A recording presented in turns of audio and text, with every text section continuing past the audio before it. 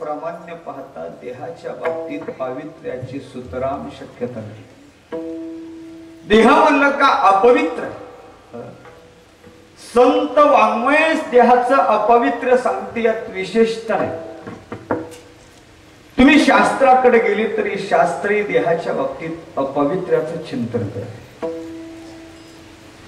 तुम्ही योगदर्शनाला विचारा, योगदर्शन 6 कारण शरीराच्या अपवित्र्यासाठी सांगते. देह अपवित्र का म्हणजे स्थानात, ज्या स्थानात हे शरीर घडलं ते स्थान अपवित्र आहे. देह अपवित्र का, दुसरं कारण सांगितलं बीजात. देह अपवित्र का उपस्तंभात. देह अपवित्र का निस्यंदात. देह अपवित्र का कायम अधेय शोचित्वात. देह अपवित्र का निधनात. या 6 कारणामुळे देहाच्या ठिकाणी अपावित्र्य. शरीर जिथं घडलं ते स्थान काय पवित्र. आईच्या उदरात हे शरीर घडलं, काय पावित्र्य महाराज तिथं. त्याचा विचार करू जाता विष्टा लेप चोहीकडे. नाकी तुंडी कुर्मी किडी गर्भवासाचे दुःख गाढे. हे सगळं दुःखच आहे. ज्या जठरात हा देह घडला, दुसरं काही नाही. ज्या स्थानात देह घडला ते स्थान अपवित्र, म्हणून या शरीराचा प्रादुर्भाव जर तिथून झाला असेल तर ते देह सुद्धा अपवित्र आहे. अपवित्र स्थानात राहील. देह अपवित्र का बीजामुळे अपवित्र. देहाला तयार करणारं जे बीज आहे, आई वडिलांनी सेवन केलेलं जे अन्न आहे, त्या अन्नाचा विकार म्हणजे विकार रूप बीज या शरीराला कारण आहे. पितृभुक्तांना ज्या याद क्रिया, आई वडिलांनी सेवन केलेल्या अन्नाचा विकार जर शरीर असेल तर ते विकार रूप पदार्थ असतील तर त्या विकार रूपी पदार्थाला पवित्र म्हणता कसं विठ्ठल.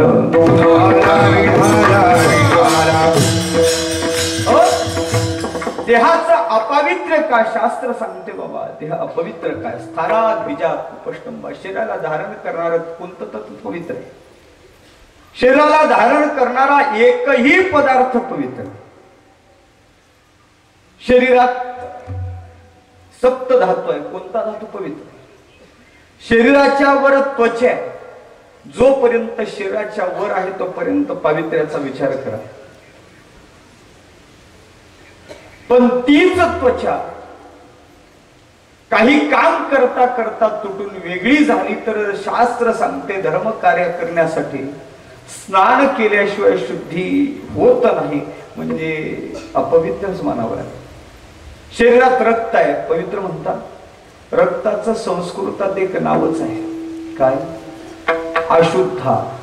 रक्ताला जर अशुद्धा नावच आहे तर त्याला शुद्ध मानायचं कसं विठ्ठल.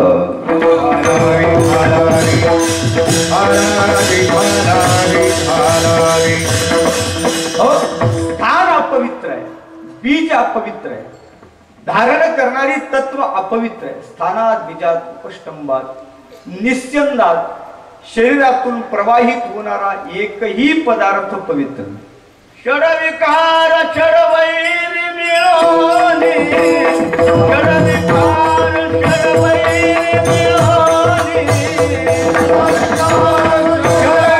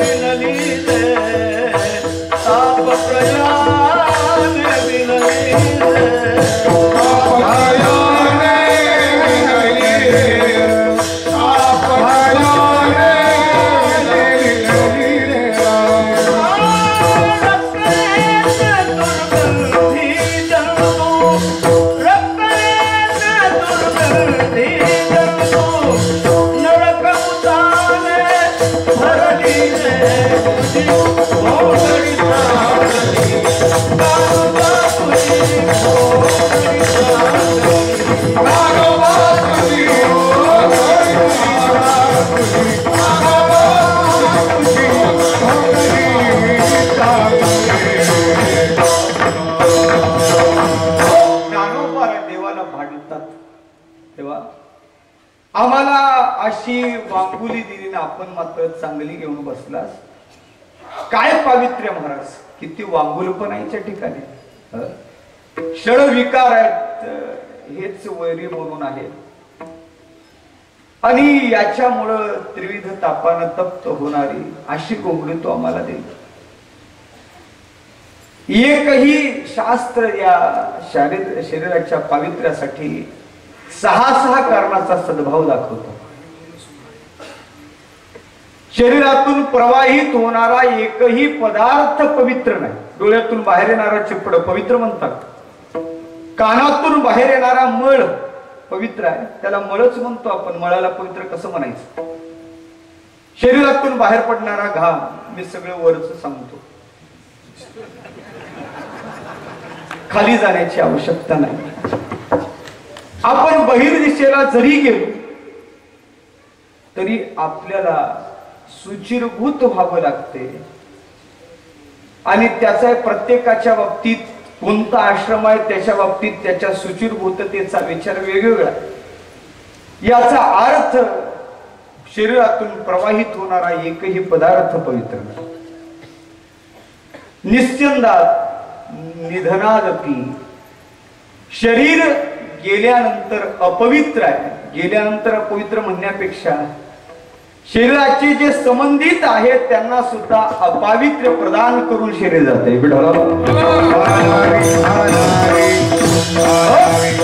शरीर केल्यानंतर जर बाकीच्याला अपवित्र करत असेल तर त्याला पवित्र कसं म्हणतात?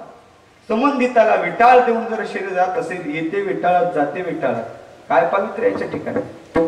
आणि दुसरं सांगितलं कायम अधेय शोचत्वात. नेहमी याच्यावर पावित्र्याचं आदान करावं लागते, बाहेरून पावित्र्य घ्यावं लागते. जर तो मुळात देह पवित्र असता तर बाहेरून पावित्र्य स्वीकारावं लागलं नसतं. गंगा पवित्र आहे, गंगेला पवित्र करण्यासाठी काय स्वीकारावं लागतं? काहीच घ्यायला नव्हतं.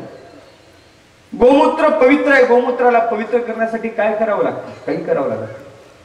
पण देह अपवित्र आहे का? तर पावित्र्याचे संस्कार याच्यावर सतत करावे लागतात. स्नान सकाळी करतो पावित्र्यासाठी, गंधलेपन करतो पावित्र्यासाठी, भस्मलेपन करतो पावित्र्यासाठी, देवाचं निर्माल्य घेतो पावित्र्यासाठी. जर मुळात पवित्र असतात तर बाहेरून पावित्र्य स्वीकारावं लागलं नसतं. म्हणून देह पवित्र नाही. एक जरी कारण असलं तरी देहाचं अपावित्र्य सिद्ध झालं असतं, पण 6 कारणाचा सद्भाव देहाच्या अपावित्र्याला कारण आहे.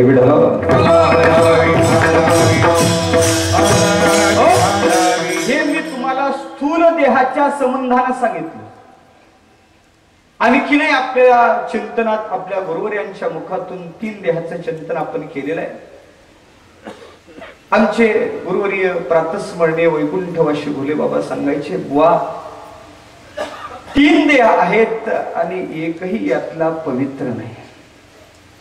कारण देहाचं चिंतन करतोस, कारण देहाचं स्वरूपच अविद्या आपण सांगतो. अविद्या आवश्यकस्तन्या तद्वैचित्र्यादनेकदा. अविद्या रूप जर तो देह आहे तर गीताकार ज्ञानाला पवित्र म्हणतात. नाही ज्ञानेन सदृशम पवित्रम मिह विद्यते. ज्ञानासारखी पवित्र वस्तू या जगात दुसरी नाही. तर ज्ञानाच्या परस्पर विरोधी असणारा अज्ञान पवित्र म्हणता कसं? विठ्ठल. कारण देहही अपवित्र आहे, स्थूल देहही अपवित्र आहे. आणि तिसरा राहिला 17 तत्वाचा, काही जणांनी 16 तत्वाचा मानला. ते लिंग शरीर, सूक्ष्म शरीर सुद्धा अपवित्रच आहे. कशामुळे पवित्र झालं तर त्याचं चिंतन करतोय सांगितलं. ते लिंग शरीर अपवित्र असण्याचं कारण विकाराच्या संपर्कात ते आलं. अशुद्ध काम संपर्कात, कामादी विकाराच्या संपर्कात येऊन ते अशुद्ध अशा प्रकारचं ठरलं. बुद्धी कर्मेंद्रिय प्राण पंचकेर मनसाधिया शरीर सप्तदशमे सूक्ष्मतल लिंग मुच्यते. हे लिंग शरीर सुद्धा 17 तत्वाचं असणारं हे शरीर सुद्धा विकाराच्या संपर्कात येऊन ते अपवित्र अशा प्रकारचं झालं. मग तिन्ही देह जर अपवित्र आहे तर तुकोबाराय कसं म्हणतात का त्याचा देह पवित्र आहे?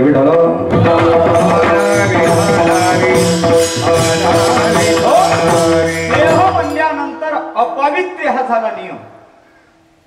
देहाच्या ठिकाणी पावित्र्य राहणं कदापि शक्य नाही. सर्व संत प्रमाण शास्त्र याचा निर्वाळा देते, दांडोळा घेते का हे सगळे देह अपवित्र आहे. मग तुकोबाराय त्याचा देह पवित्र का म्हणतात? एक सांगेन देवा, नियम असला का नियमाला अपवाद हा ठरलेलाच आहे. व्यवहारात भौतिक शास्त्रात एक नियम आहे. धातू म्हणलं का धातूचं चिंतन केलं. धातू कशाला म्हणतात? ज्याच्या ठिकाणी घनत्व आहे, घनरूप असतो तो धातू. पण त्या धातूला, त्या नियमाला एक अपवाद आहे.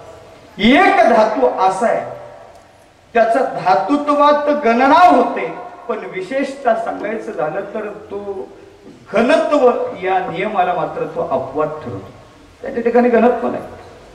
असा एक धातू आहे आणि त्याचं नाव आहे काय? पारा. पारा द्रवत्व रूपात सापडतो पण त्याची गणना धातुत्वात होते. अर्थात ह्या त्या नियमाला अपवाद आहे. तसा देह म्हणलं का अपवित्र हा झाला नियम, पण त्या नियमाला अपवाद जर कोण असेल तर साधूचा देह.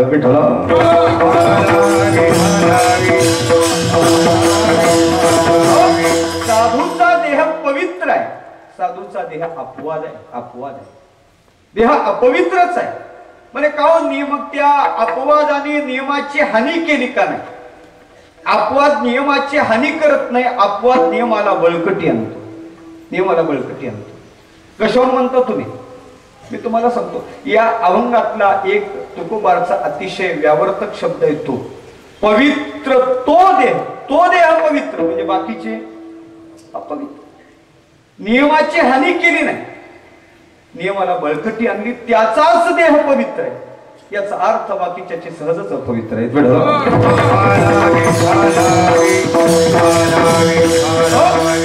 तुकोबार महाराज संतांचं चिंतन सांगतात. अविरिक्त काय?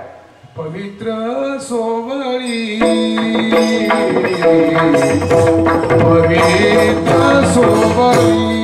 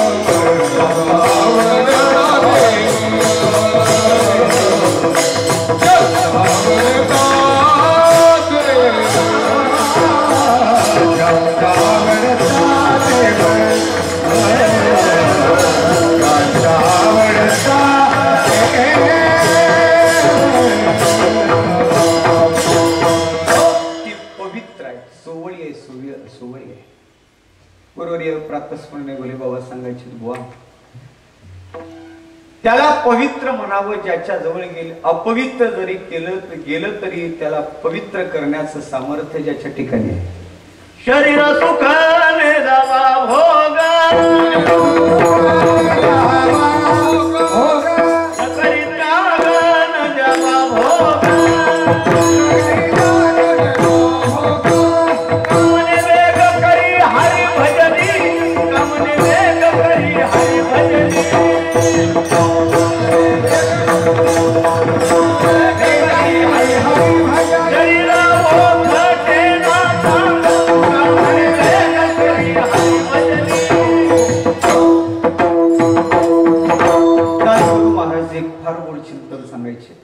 दासगुरु महाराज म्हणतात ज्याच्या जवळ अमंगळ गेलं तरी त्या अमंगळाचा स्पर्श त्याला होत नाही.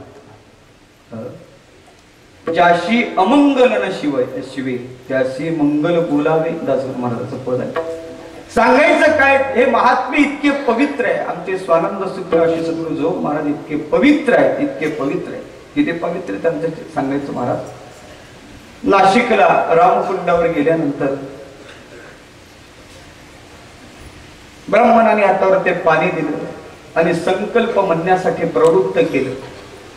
पापोहम पाप कर्माणाम. पाणी टाकलं आणि संकल्पाचा उच्चार करण्यासाठी महाराजाला सांगितलं. महाराजांनी सांगितलंय, हा संकल्प आमच्यासाठी नाही. आम्ही उभ्या जीवनात पापच केलं नाही तेव्हा हे कार्य उभं राहिलं.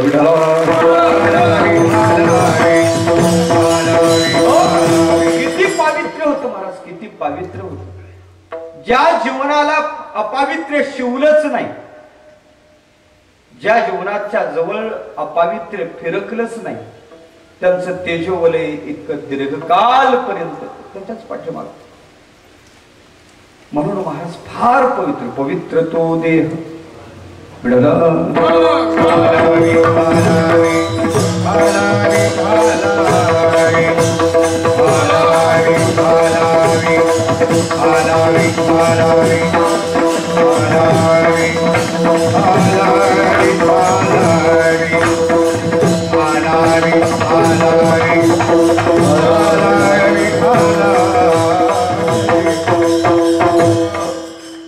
आपल्याला कृपांकित करण्यासाठी आपल्या संस्थेचे सद्य काळात महामंडलेश्वर असणारे कणखल हरिद्वार आमचे पूजनीय श्री श्री 1008 स्वामी गोविंददेव गिरीजी आपलं गिरीधर गिरीजी महाराज, नामदेवजी महाराज ही संत मांदी आले उपस्थित आहे.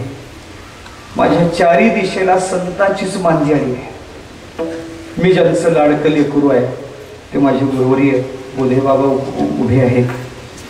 पाठीमागं पूजनीय गुरुवर्य माझ्यावर निस्वार्थ प्रेम करणारे माझे गुरुदेव पांडुरंग बाबा उभे आहेत. पूजनीय गुरुवर्य डॉक्टर महाराज उपस्थित आहे. पूजनीय आचार्य महामंडलेश्वर सतत आम्हाला काहीतरी मार्गदर्शन करतात असे लविहितकर महाराज उपस्थित आहे. पूजनीय शास्त्री महाराज उपस्थित आहे. ही सगळी कोणाकोणाचं नामचिंतन करून पूजनीय गुरुवर्य बन्सी बाबा उपस्थित आहे. ही सगळी गुरुवर्य मंडळीच आहे. मला जिकडं तिकडं पाहतो माझे गुरुच दिसतात. सगळ्यांचा मुखावाटे नाम चिंतन करण्यापेक्षा सगळ्यांना हृदयात आदराचं स्थान देतो आणि आपल्या चिंतनाकडे येतो.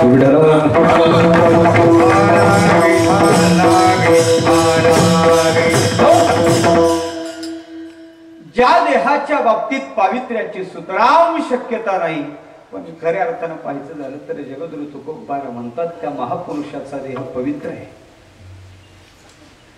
खऱ्या अर्थानं पाहायचं झालं तर संत देहाला आपला म्हणतच नाहीत, संतत्व त्याच्या पलीकडे आहे. संत देहाचा निराश करून गेलेले असतात.